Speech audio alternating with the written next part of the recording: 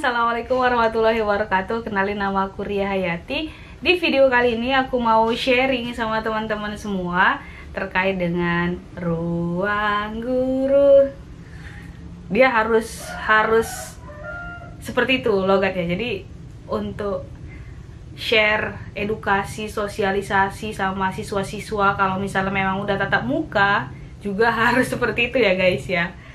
Dan skill komunikasi kalau di ruang guru itu harus selalu ditingkatkan.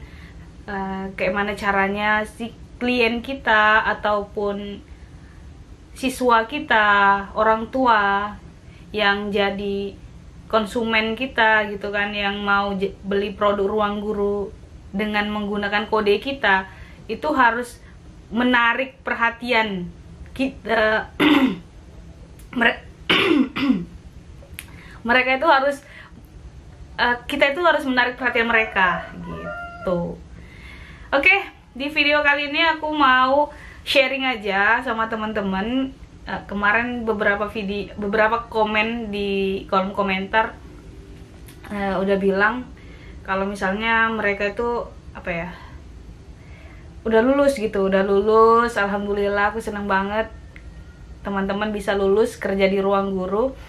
Kerja di ruang guru karena memang keinginan hati ya kan, dari dalam diri memang ingin bekerja di ruang guru, menambah kemampuan, skill komunikasi, skill sales and marketing gitu kan, dan skill-skill lainnya, bisa punya banyak relasi, punya teman-teman, dan banyak yang aku dapatkan sendiri, manfaat yang aku dapatkan dan aku rasakan sendiri setelah aku bekerja di ruang guru gitu. Jadi teman-teman semuanya mungkin ada pernah itu yang sharing juga sama aku, Kak, gimana ya kalau misalnya aku mengundurkan diri gitu tapi masih ada kontrak kerja gitu. Jadi aku saranin buat teman-teman yang pengen resign di tengah jalan, aku saranin untuk nggak usah resign, ataupun masih bingung atau bimbang aku lanjut atau enggak di ruang guru.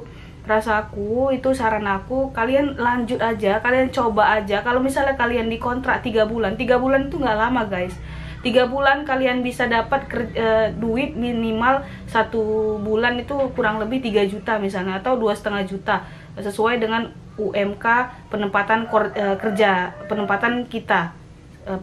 kerja kita gitu. Jadi kalau misalnya kalian dapatkan duit seperti itu, mungkin 3 bulan aja ya, itu nggak lama loh 3 bulan, tapi kita udah dapat pengalaman yang luar biasa. Memang kita ditekan, misalnya kita sebagai sales ditekan, kita diharuskan untuk mendapatkan paid setiap hari, atau mendapatkan paid, ataupun harus mencapai target.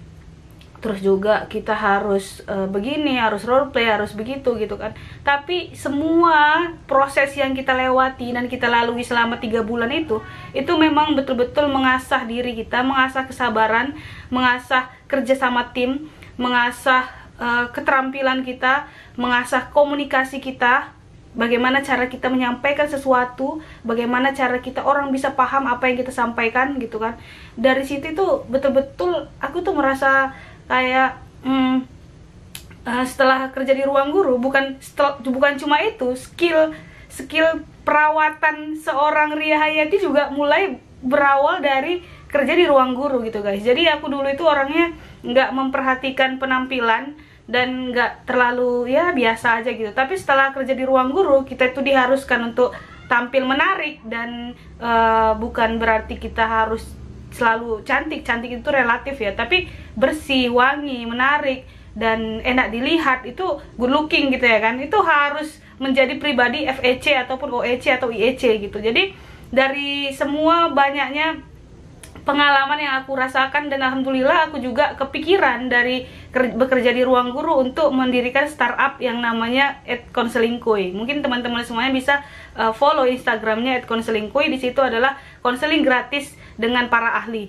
Jadi banyak sekali manfaat yang kita rasakan, dan aku rasakan itu semuanya walaupun aku bekerja 6 bulan. Dan di awal kemarin aku memang rencana kerja itu cuma 3 bulan di kontrak pertama aja, tapi alhamdulillah setelah aku dipindah dari Medan ke Binjai, aku merasa ya udahlah coba lagi, karena aku diperpanjangkan kontraknya 3 bulan lagi. Jadi aku coba lagi 3 bulan, dan setelah 6 bulan aku diperpanjang lagi kontraknya, tapi aku nggak ambil, aku berhenti, aku resign di situ gitu. Jadi buat teman-teman, semuanya itu memang pilihan, tapi kalau untuk berhenti di tengah jalan, aku saranin jangan, nggak usah gitu. Ikuti aja apa yang dilakukan saat kita bekerja di ruang guru.